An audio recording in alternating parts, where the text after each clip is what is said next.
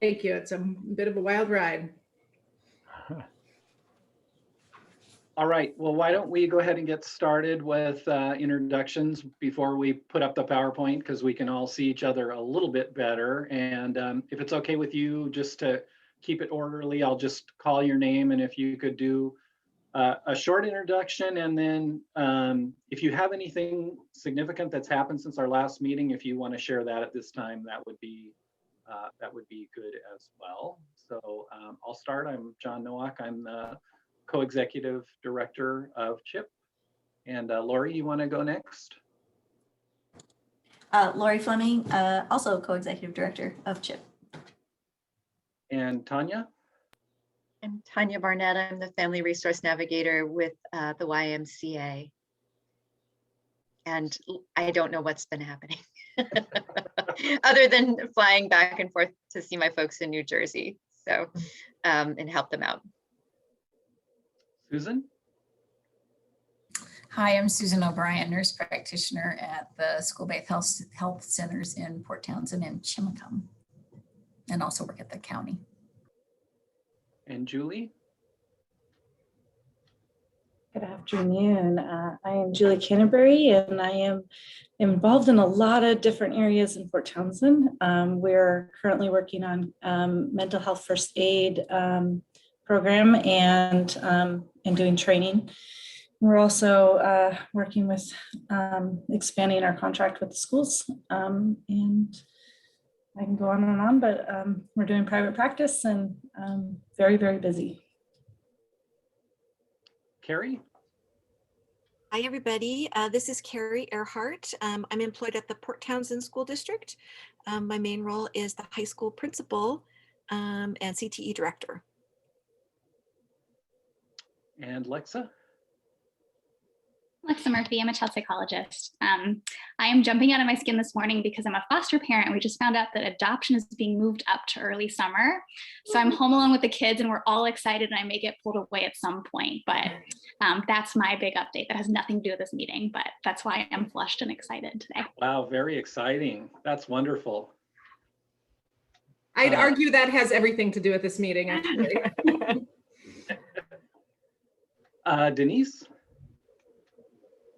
I'm Denise Banker. I work at Jefferson County Public Health, and I am a coalition coordinator for the Empowered Teens Coalition in the Chimacum School District. And Kate?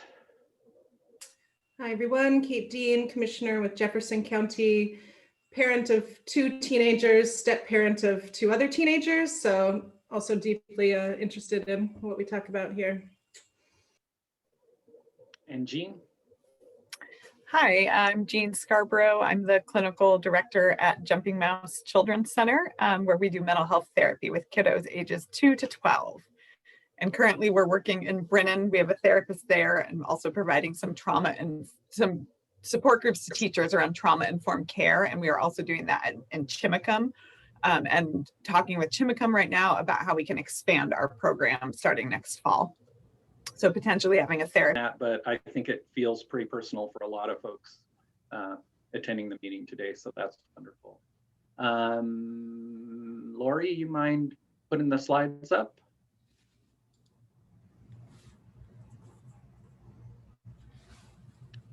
So here's today's agenda. So we've done kind of welcome and introductions already. Carrie Ehrhardt is going to talk a little bit about what's going on at the Port Townsend schools in terms of suicide prevention.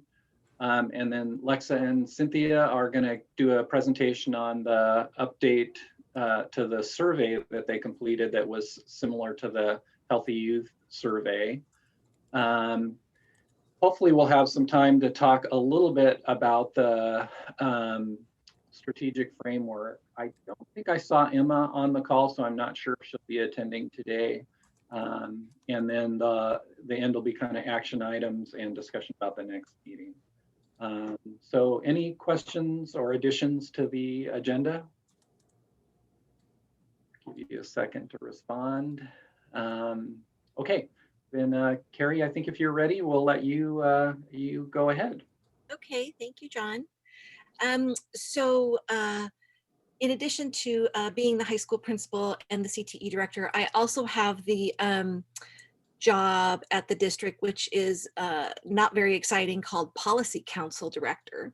So what that means is I'm responsible for keeping an eye on all of our policies that have to do with instruction and services for students. And every so often we update those. Unfortunately, we did have a situation right at the start of the year where we lost one of our middle school students to suicide. And that, unfortunately, was what prompted me to think that we probably should look at updating our suicide policy and bringing it current with best practices. So the basis of our policy was on the Trevor Project. That was what we had in place. And in going through that policy, we knew that there was more that we could do. So the policy and procedure and documents that we have now are quite a bit different from what we had previously. The policy had just a few changes in it.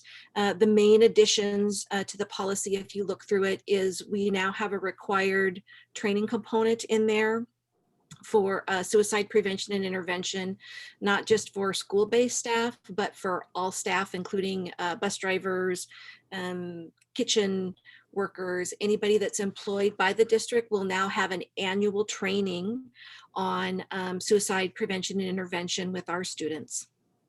In the procedure, that's where you get to the real meat of how we're actually going to roll everything out. So some of the topics in there, it's everything from preventative services, how we work with and interact with students when we have a concern, postvention, what we do after a student returns from a suicide attempt, and just how we in general work within our own communication structure. We now have not only building suicide prevention coordinators, but we also have a district level coordinator. And the district level coordinator doesn't have any other role other than it's one person that the principals can all report to any information that we have regarding students or either suicidal ideation or attempts, so that we have one place to keep that documentation from year to year. Excuse me, Carrie, can I interrupt for just Yes. 1 sec? Am I supposed to be seeing something that you're sharing, or I'm not is there sharing. not No, I'm just talking. Oh, okay, good. I just wanted to make sure I wasn't missing. I saw in the agenda that I did send Lori the documents, and I saw on the agenda that she has those linked. So Okay, thank you. They are linked in the PowerPoint, and I can make sure that you have a copy of that. Do you want me to send you that right now, Case? Sure, that'd be lovely. Thank you. Sorry for the interruption. no, it's okay. Then the other significant piece, which is all brand new, are the attachments that you will see, or the addendums. We now have kind of some quick tip sheets, I guess I would call them, for staff that they will get every year. One is a flow chart. If you are in a situation with a student who is suicidal, how to navigate that, especially if your principal or the counselor isn't right there, because we know that this can happen in a variety of settings. We also are now, we have adopted the Columbia Suicide Screener, the education version for that. We have improved our safety plan process for a student that needs a safety plan, and that's mainly used after a re-entry process. And then the last document is also just kind of a counselor checklist for making sure that we've followed everything that we need within our process. The other thing I would say is we were probably more inclusive than we ever have been before in doing this update. What I had learned in talking to the other counselors is that each of the two secondary buildings at the high school and then the middle school, we each had our own process for how we work with a suicidal student. And the elementary school didn't really have any process in place, with the assumption that elementary students don't harm themselves, and we know that that's not true. So we brought all 3 counselors onto our policy committee. The other administrators worked with me, and we also had some support from the ESD, the Suicide Prevention Intervention Specialist, Celia Meyer, also helped us on this. So we had lots of brains at the table, and we actually did this process over about 3 months, and we met every other week. So we did a nice job taking our time and making sure that we put something in place that would be helpful to everyone. So we now have a very cohesive process among all 3 buildings, and that also puts a nice structure in place where we can support each other. And then I'm kind of the principal leader around suicide prevention and intervention. So I'm also a resource for the other principals if they have questions or aren't sure how to navigate something. I can fulfill that as well. We also, before it was finalized, we shared it out with some of our partners, MCS Counseling, our wonderful counselor here, Megan Smith, took a look at it. Susan O'Brien took a look at it too. I also pulled together a student panel to look at it, and it was really interesting having the kids. I gave them the information beforehand and had them all go through it, and they were all so careful and so thoughtful in their work. And it was some really good comments and suggestions from the kids. One of the kind of the aha moments that the kids shared with me is, they didn't realize everything that we had in place to try to help support students. And we also talked from kind of a student perspective around how kids almost never reach out to an adult for help when they are suicidal. And this is actually something that came up in my discussion, was it just yesterday, with the Benji Project team on some data that they had collected. And they also found some survey data that shows that when students are in crisis, the likelihood of them to reach out to an adult is very low compared to reaching out to a friend, and how friends often don't have the information that they need, or don't react or respond in a way that the adults wish they would to give that child help. And so we're also talking at the district about how we can, within our own curriculum that we use for suicide prevention and intervention, how do we help students understand how important it is that when you're that trusted friend, that you need to reach out to an adult that can help. One of the students who had just recently turned 18 that was on the panel had shared with me that she was, when she was in 8th grade, that she was the trusted friend that was holding the secret. And she said, fortunately, my friend ended up not hurting herself. Everything turned out okay. But, now as an 18-year-old, the guilt that I think I would be living with if I would have had having that information and not telling would be a challenge for me to live with that guilt for the rest of my life. So somehow, we're thinking about how are we going to infuse that messaging out to students so they feel safe in confiding in adults when that need arises. So that was our process. Now we have this wonderful procedure that is going to be implemented at all 3 buildings, and we have a stronger support system among ourselves within our own district in navigating these difficult waters around suicide and suicide prevention. Looks like Susan has a question. I do. Carrie, in light of what you just said about and what we know that teens often share with their peers, not an adult person, is there a plan in place for education of the whole student body around that, and where they can go to a trusted adult person to share that? I mean, I know in the past few years, I actually have had students that came to me because a friend they somehow knew and they didn't know what to do. So they did come to me, which I was thrilled about. But I'm wondering if there's any plan in place to educate the student body around where they can go to help if they have to share this information. So we, our current suicide prevention curriculum happens at a variety of grade levels. At the high school, a lot of it happens at the 9th and 10th grade.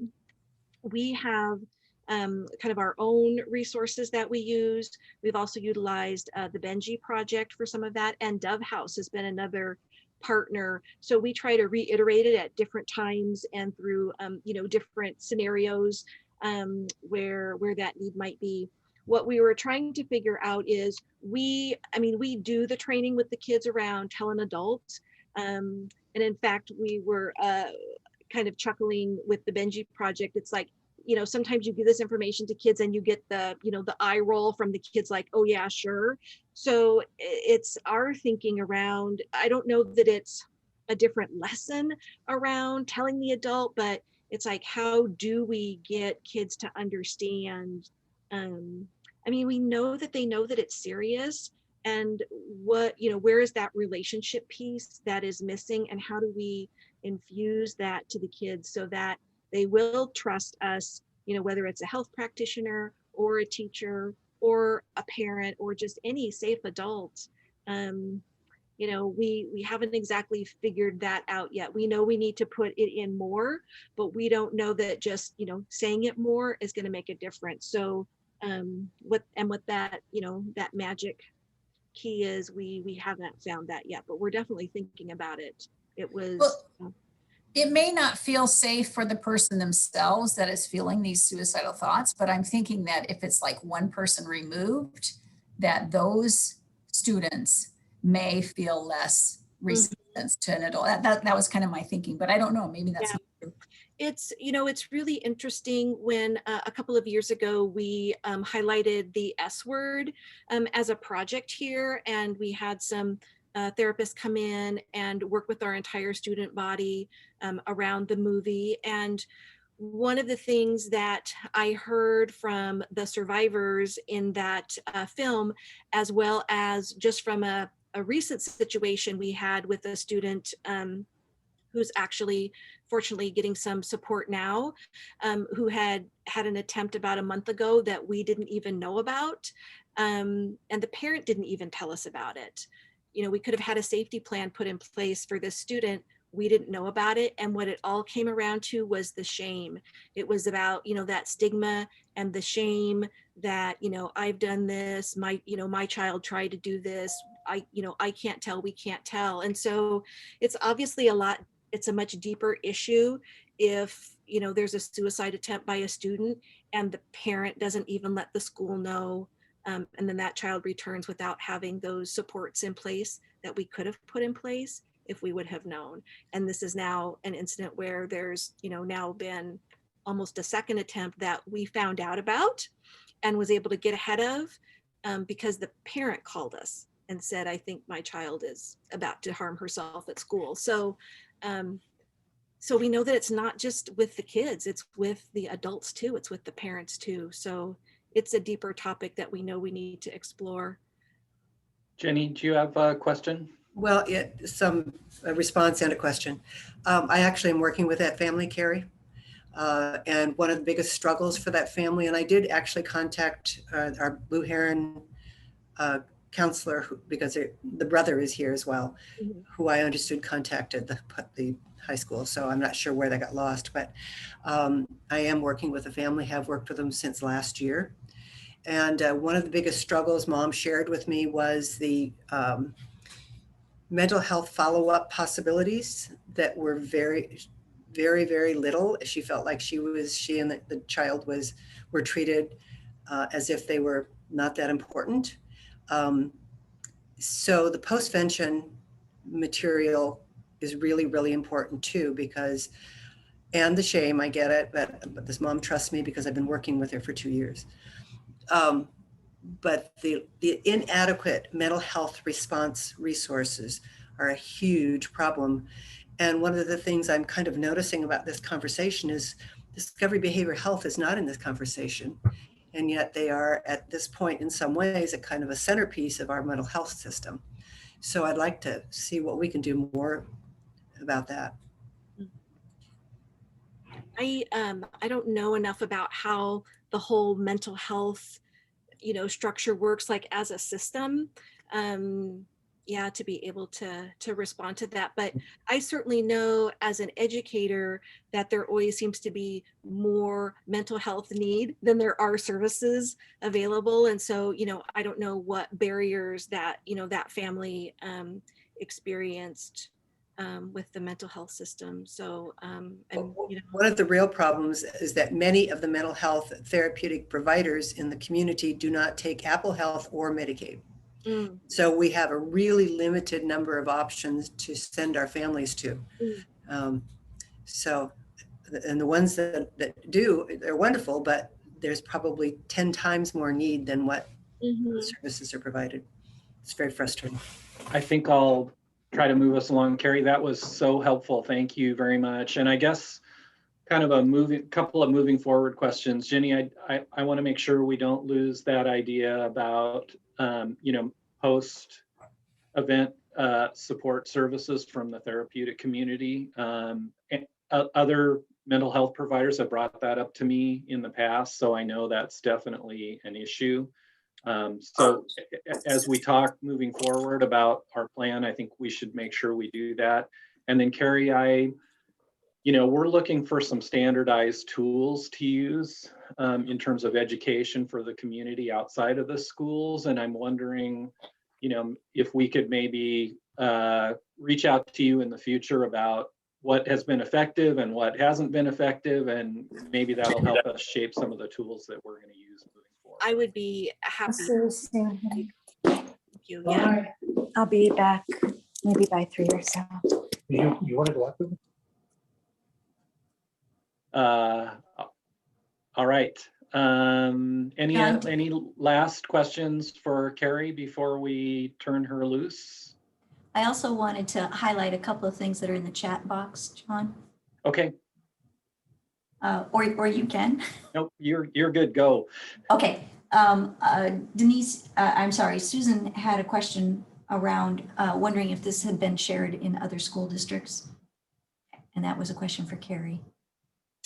I have not shared it out widely. Sometimes I'll get maybe an outreach from Chimicum or, something, and they'll ask me for different resources. Every district, the policy and procedure all goes through the Washington State of School Directors Association. And so each school district is required to have their own policy and their own procedure around suicide prevention and intervention. So just as we went through this process to kind of review and update our existing policy, other districts, would and should be doing the same thing. So but we always, make our policies and procedures available to everybody. They're on our websites and all accessible. So anybody can actually go in and see our materials that we have for, the forms and things. And then also, I guess I would say through the ESD, they also, they are like a centralized network for all of the districts that are within the ESD. And actually, Celia Meyer did say to me, or did ask me, can I share this out with others, because we now have what is considered really a model. And I told her, yes. So it is possible that maybe other schools in our region do have now our policy and procedure as a reference, and I'm just not aware of it. Thank you. I just wanted to jump in quick, realizing, thanks, Carrie, for everything you said, and Jenny, what you said about resources in the community, rings true every time it comes up. But as you talk about you not knowing about that student's attempt, it makes me realize that oftentimes we might at the hospital might know about a student attempt and not realize that there is a group of people around this child who might be able to help. And of course we have HIPAA requirements that we aren't allowed to share, but I'm guessing and don't know if you have the same requirements. Just thinking about you guys are talking about 2 brothers, and I have 2 brothers in my panel, and one of them is active right now, and I don't even know, is it the same kid? So are we working on the same kiddos at the same time without communicating about this stuff. And I'm wondering if we need, at Jefferson, need to look at our policies to figure out a way to work with the child and the parents to have a release of information so that we can communicate and talk back and forth. And similarly for you guys, so you could let the primary care provider know. Sometimes in that absence of availability of mental health, we're still here and we do our best when there's nothing else. And so at least being in the loop so we can be hopeful. It looks like that might be an area where we could work on some communication issues. I agree. And we do have, some similar requirements as far as privacy. In fact, we had designed a 4-person consent for exchange of information, because ideally it would be the family, the school, the mental health, and the medical health provider. And so we do have that form as part of our protocol, and we've used it for years. And again, sometimes if we know about the return, and we ask parents to fill out that information. I mean, sometimes they say no, sometimes they don't even want the teachers knowing. And it's hard, because then it just puts more stress on the rest of us that are trying to figure out how to, navigate the environment at school so that the student always has that safety net around them when, there's limited dialogue that's allowed, even within our school system around sharing that information. So it's, it's definitely something that it would be, it would be great when people can just allow us to be open and honest within our professional connections and know that we're just all providing that support to keep them healthy and alive. Molly, one of the things that Lori and I are working on is, how do we communicate between agencies for some of these very complicated cases where there's multiple mental health or substance use disorder issues going on, and what are the requirements in terms of patient privacy and how can we do that? So I think one of the items that's already on our strategic framework for this group is to look at how to better work between agencies in our community. And part of the work, as I mentioned, that Lori and I are doing is figuring out how we can communicate and what we can communicate without violating any restrictions. So hopefully more to come on that in the future. And, we may be able ethically to do that in some instances. And then there was a comment. I'm sorry. I just want to add one thing. If you want to reach out to me when you're putting that together, like I know for mental health practitioners, and I'm assuming for doctors, there's very specific things we need on a release to share info. So the more that schools could have those specific things that we need professionally, then we could use a school's release as long as it covered our bases. So coming up with a form that really hit everyone's needs would probably be helpful. Thanks, Jean. Yeah. Lori? The other thing, just real quick, is I'm pretty sure this mom, Molly, I think that you're really onto something. I'm really pretty sure this mom would have responded positively to the opportunity to have a professional share the information with the school person that mom would have named. She was, and I know she was very escalated at the time and very vulnerable, but if a professional at the hospital had made that overture, I'm pretty sure she would have said, but she walked away with what she felt like were very few resources. So thank you for that. All right, Lori, you're wrapping it up, and then we're going to move on to the next topic. Just quickly, I wanted to note that Denise had shown some work that the Empowered Teens Coalition is doing with MCS. And when we're talking about stigma, that brings me to resilience work throughout the community. And that's something that I think might serve well as an underpinning for some of the other strategic frameworks we've got in here.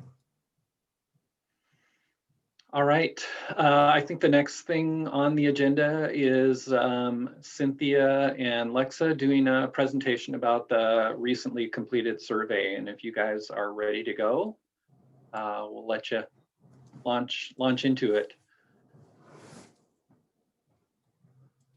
Yeah, we have been showing a few key stakeholders over the past couple of weeks, just a sneak peek of some of the data that we collected. And this group has been a partner in the data collection as well. I apologize to the people on this call who've already seen this maybe 4 times by now. So I'll go through it again. So some background about why this was done. Cynthia, do you want to jump in at this point, or do you want me to go through the background about why this was something that you spearheaded with the Benji project? I think it just in the interest of time, you can just wrap it all in your fabulous delivery. Okay. So this is something that that Cynthia saw as a gap in terms of knowledge about how youth were faring in terms of mental health in our county in the pandemic. And I know this is something that we've talked about in this call as well, as we don't actually have updated data. Most of the data that we have seen and has been shared in the community this year is actually from a 2018 CDC Healthy Youth Survey that highlights that our county is quite high compared to other counties in the state in terms of anxiety, depression, and suicidality in students in high school. So we wanted to follow up and collect some data ourselves as best we could, given the 2020 survey was canceled due to COVID-19. And the questions were those items about anxiety and depression and suicidality from the survey that's given regularly. And then we added some other items that looked at coping with pandemic-related stressors that have been developed by research groups around the country this year. So the WHO is Jefferson County 10th graders at Port Townsend and Chimacum. The total was 53, so 29 of those came from Chimacum and 24 from Port Townsend. The methods are really different. In a normal year, part of the CDC survey is students have dedicated time in class where they all complete it. We are not in class and we weren't able to be in every school in the county. So instead, this was something that was added to the Google playlist for students in the 2 weeks before spring break. So we were excited about who we did get participate. So the first thing I'm going to show you is the items that were the same from 2018 to 2021 to see how we compare. The first 2 items ask about anxiety symptoms, so feeling nervous or anxious in the past 2 weeks, or unable to stop or control worrying in the past 2 weeks. You see pretty similar rates. So 2018 is blue and 2021 is orange. So not huge differences there. Pretty similar differences as well in students that said they had significant depressive symptoms, feeling sad and hopeless enough that it interfered with activities. And then the next items are about suicidality. So the first is seriously considered attempting suicide in the past year. The average for students who participated showed a slight decrease. Made a plan for how they would die by suicide in the past year, also a little bit down. And then the number of students who reported that they had attempted suicide in the past year, also a little bit down. There's also an item that I'll talk more about in a second that asks students, if you had a period when you were feeling down, sad, hopeless, who would you turn to for help? And a lot of people said there were no adults or kids that they would turn to for help. They had no one they would turn to in those situations. So we also want to acknowledge that our survey methods are different. We got a smaller group in 2021. So these are error bars that I'm adding in. They're 95% confidence intervals. So 95% of the time that we sample 53 students from this population, we would expect the actual true average to be somewhere in that range. So what we're looking for is if this is containing the average from 2018, right? So in general, the anxiety symptoms, there's no significant change that we can see here. Depression symptoms, no significant changes there. And then for the items around suicidality, there's some trending downwards, but the only one that is significantly different is making a suicide plan in the past year to decrease. So some takeaways when we're comparing the data from 3 years ago. Per student report for the 10th graders who participated, anxiety and depression symptoms have not significantly changed over time. There are some hints that perhaps suicidality may be trending downwards. But again, the survey methods really differed in 2021 to 2018. And we have concerns about who participated and who didn't participate. These may not be similar groups of kids. And even if this is true, even if we feel like this is representative, this actually just brings us back in line with state averages from 2018. Anxiety and depression suicidality is still really concerning, even if this data is accurate. It's still too high. And as mental health professionals and people who care about kids, it's unacceptably high. So there's still really good work to be done. One last thing I wanted to highlight from the CDC items was, again, this question that if you're feeling sad or hopeless almost every day for 2 weeks or more in a row, which is sort of a proxy item for a depressive episode, who would you most likely turn to for help? And they can check multiple things. So on the far right, about 18% said not applicable. 22% said no one to talk to. And then what you see is that some of the bigger groups here are, like we were talking about with Carrie, is siblings or cousins or friends or peers. So students were telling us that they would feel more comfortable turning to a friend or a same age peer. Only one student said they would feel comfortable talking to a teacher, a counselor, or an adult in their school. About a quarter said they would talk to a parent or guardian. And then small groups also highlighted adult friends, relatives, or religious or faith leaders. The caveat with this is that people like me, other mental health professionals on this call, are actually not in this bucket, right? I often see teens with chronic and acute suicidality, and I don't belong on here, and other mental health and medical professionals are not asked. So we're hoping that more students, if asked, would say, yes, I would tell those adults. But in general, my takeaway is that they're telling us that they're not feeling as comfortable coming to adults when they're struggling. So I'm going to shift and talk a little bit about some of the COVID-19 items as well. These are really simple items, and they really just sort of highlight that there's a range of experiences that students had. So how much distress have you experienced due to COVID-19? This ranged from no distress to extreme distress on a 10-point scale. It's almost a normal curve, lots of different answers, lots of different experiences of distress levels. The average is about 5. This item asks, compared to the time before the pandemic, how would you describe your current mental health? 43% said worse than before the pandemic, 35% said roughly the same as before the pandemic, and 22% said better than before the pandemic. So this is obviously the biggest bucket comparatively, is worse than before, but the majority of students are saying roughly the same or better. And CAMH did a study looking at coping with the stress of COVID-19 in high schoolers in Toronto, and they found like almost identical things, like really similar. The majority reported roughly the same or better as well. And then lastly, we had an open-ended question that just said, please tell us about the effects of COVID-19 on you and your family, both negative and positive. 41% noted both negative and positive, and I'll just read these to you.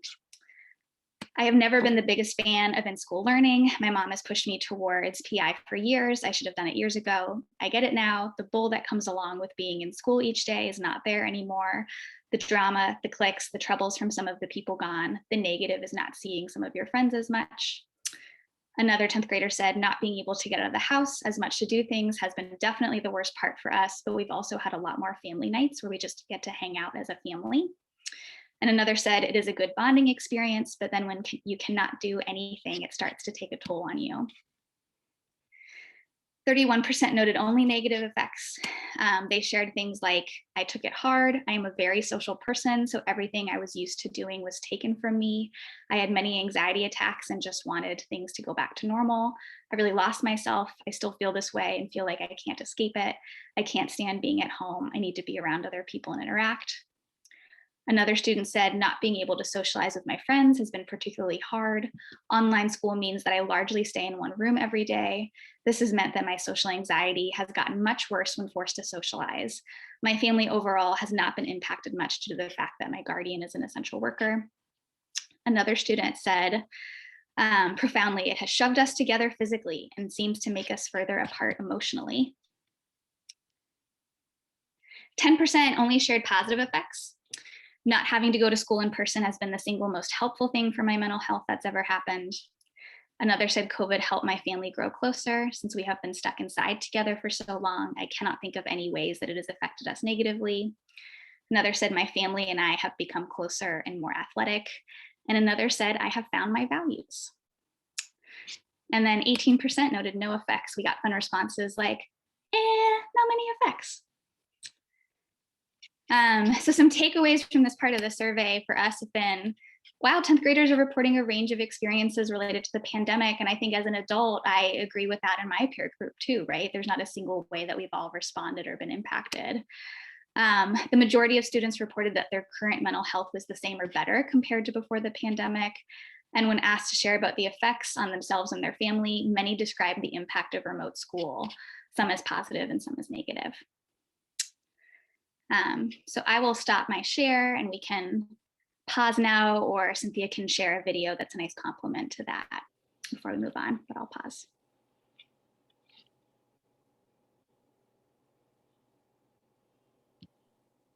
I have a question. It looks like Case does as well. And it's too bad Carrie just dropped off because I'd be interested in her response. And I've seen this a couple of times, so I've kind of been thinking about it a lot. And since children seem most likely to reach out to children, I'm just to other peers. I'm just wondering if anyone on this call knows about programs that really kind of teach kids how to respond and then refer if that's necessary, because that actually seems like one of the things that we could do that would be the most productive in terms of making an improvement. And Cynthia, that's probably something that you guys have done with the Benji project, but I'm just curious, are there programs out there or curriculum that can teach kids how to respond when a peer comes to them and says, hey, I'm really depressed and considering suicide?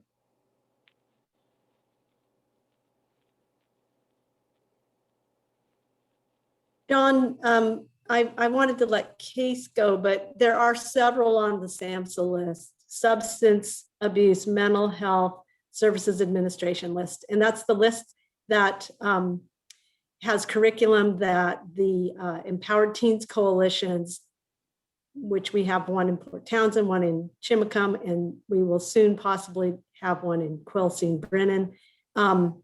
We can fund those. So it's just a matter of investigating and deciding what would be most helpful to our communities, and then actually getting the school districts and the communities on board.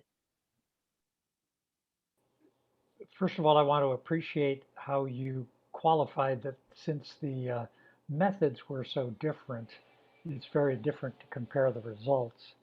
However, one of your slides said that the takeaway was that there may be an improvement over time.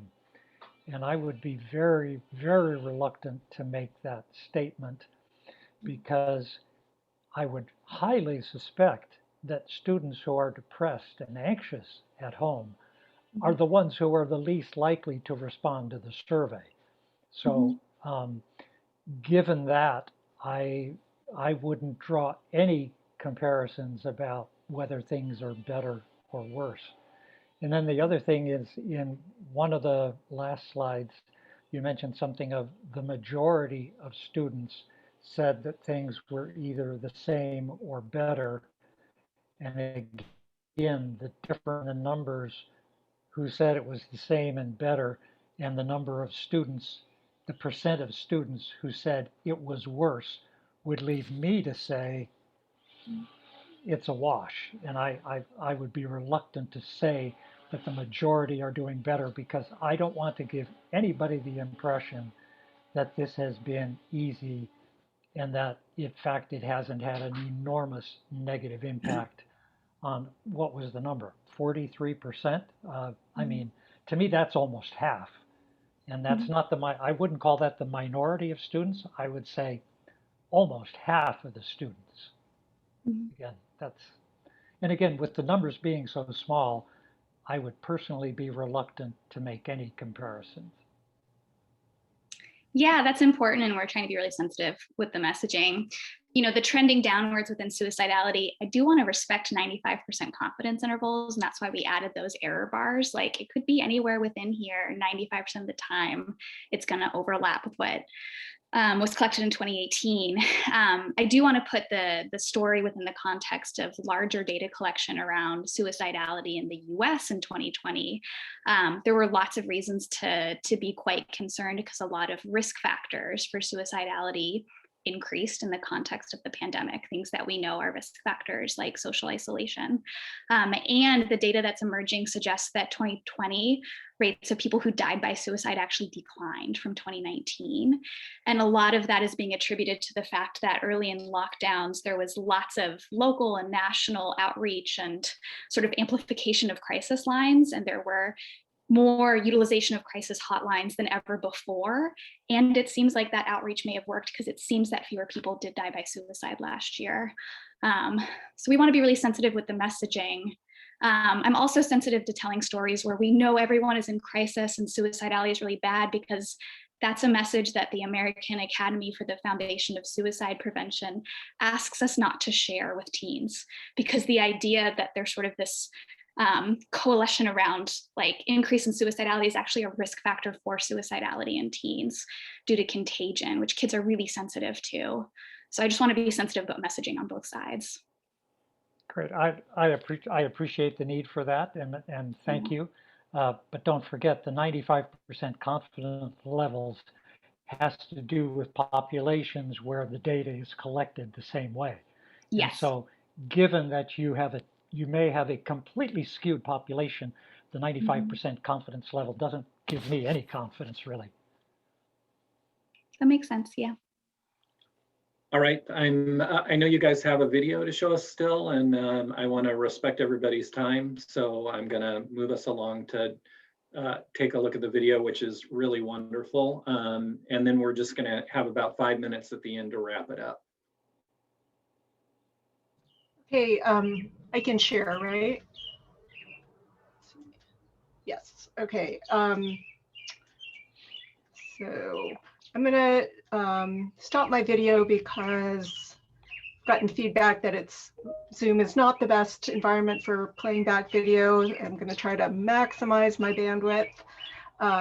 Some of you might see people you know in this video.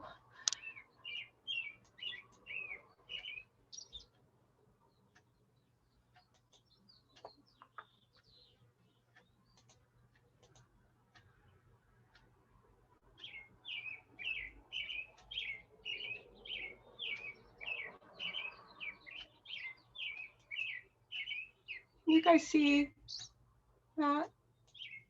Ah, there we go. Yep.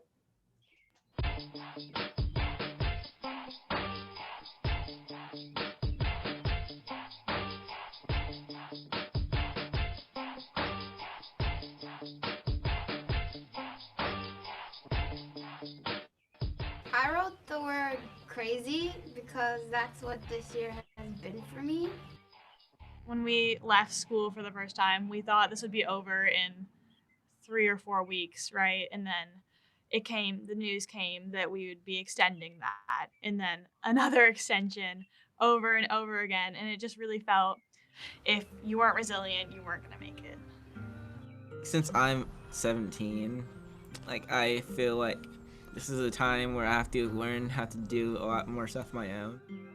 Well, I was scared because I didn't know how the virus worked, and I still don't as much. I'm a very outgoing person, and I'm involved in a lot of things at my school and in the community that feed my soul, like theater, and not having that was just devastating. I think in the very general sense, we've given up school and socialization almost entirely. I actually have a very vivid memory of the first night that I couldn't go hang out with my friends. I remember just going up to my room and sobbing for an hour. I was like, oh my God, it's gonna be 3 weeks before I can see people again. I can't do it. And then, that turned into a year. I was really lonely and I kind of found it boring just being at home all the time and not hanging out with people or talking to anybody, because I don't really like using social media. school was a lot easier. So it's challenging right now because I'm not going and I'm shy, so I don't really ask the question right away. So I just wait and wait and wait. I got the text saying that schools were closing while I was at school. I worked at the Rose Theater then. Rocky, who owns the theater, had told me that we would close the theater if the schools closed. I then realized that I had to call Rocky. That was one of the harder conversations I've had in my life. Lots of places closed, so there wasn't many people employed. It was hard to get jobs when this happened. It's hard for adults to provide for the family, and we understand that. I'm grateful that they hold us for high expectations, but sometimes I can't meet those expectations, neither can others. Just finding the motivation to do stuff. I remember a lot of hours spent kind of lounging around on the couch, like not knowing what to do with myself. Definitely being immunocompromised. I was at home way more often than some of my friends. Even though they were taking the pandemic seriously, they could take more risks than I could. It's so frustrating as someone who takes so many measures to ensure my health, to see people walk around without masks. They can choose to, have their lives be in jeopardy, but I didn't get to choose. My dad worked at the Seabreeze gas station. I was helping him. I volunteered over there. So when I was volunteering over there, they had to wear a mask, and there was a lot of people that wouldn't want to wear a mask, and I'm like, can you please wear a mask? And then they would go to the car mad, and I'm just like, I'm trying to protect us.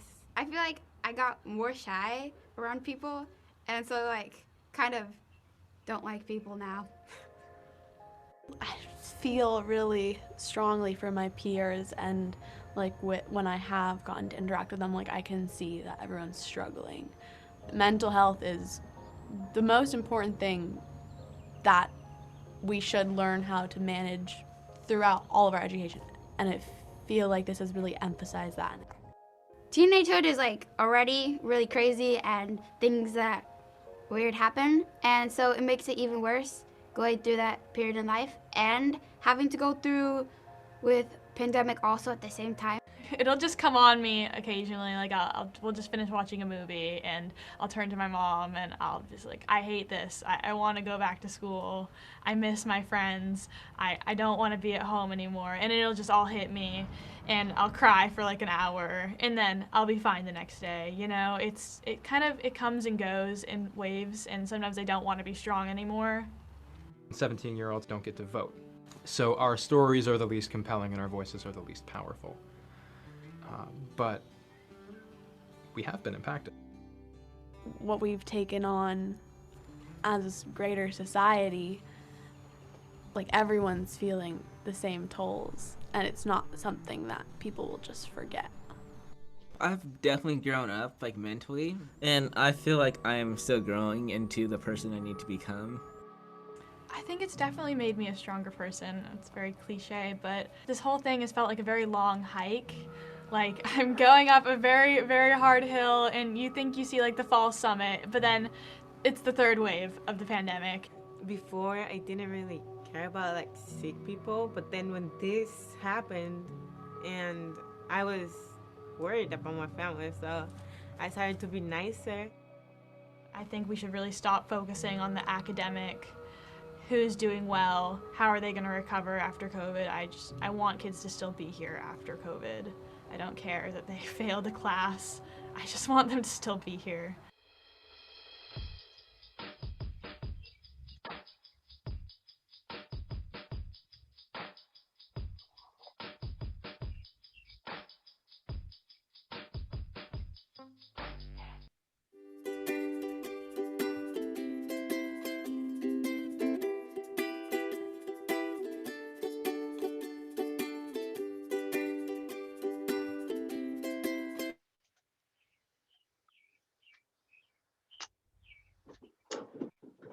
So thank you, Cynthia and Lexa, for the video is amazing, and I enjoyed it again today. It just gives me faith to see kids talking so thoughtfully about the situation that they're in right now. And I've always enjoyed spending time with, the younger members of our community, and it was great to see that. So thanks a lot for doing that.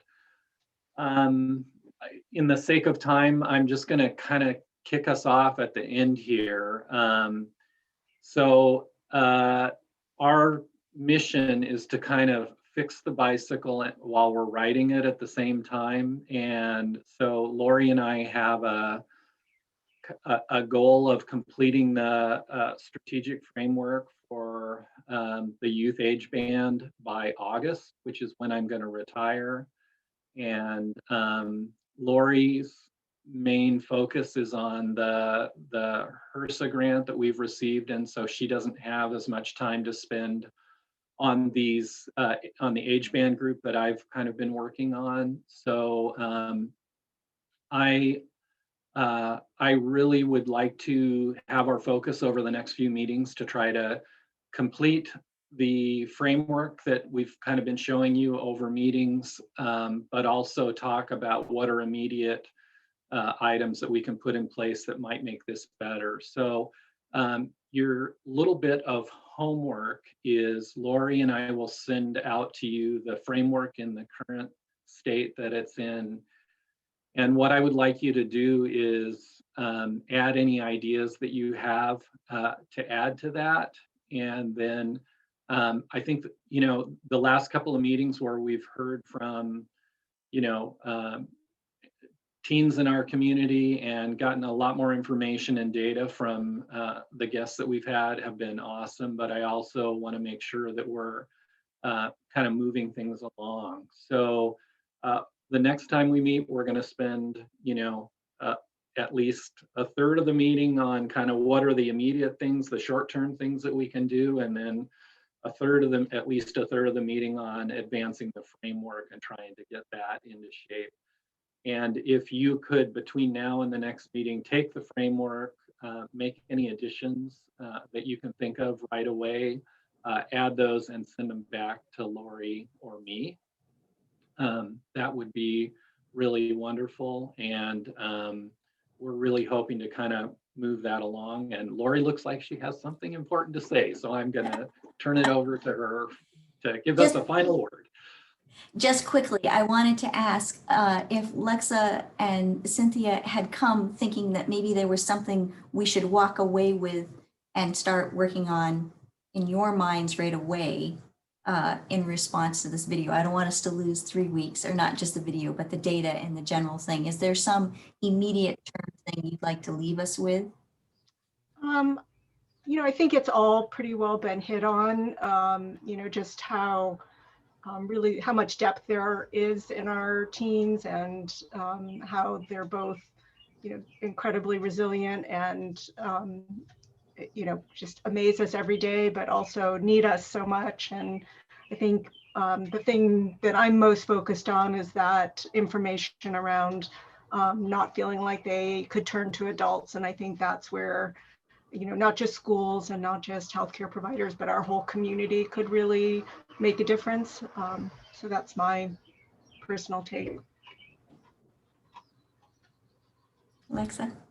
Yeah, I like the public health call around, like, wow, are there off-the-shelf programs we can use to be messaging to students that the helpful response is not keeping the secret.